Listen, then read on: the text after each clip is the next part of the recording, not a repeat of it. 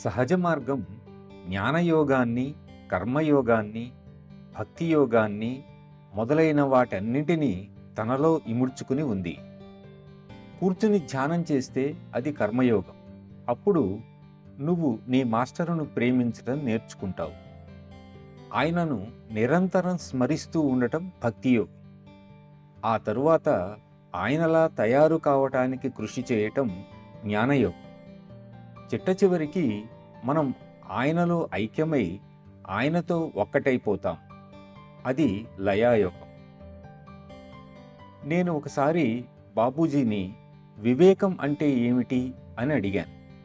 దానికి వారు మరుక్షణంలో నీకు మరణం సంభవిస్తుందేమో అన్నట్లు జీవించుట అని ఒక్క వాక్యంలో సమాధానం చెప్పారు.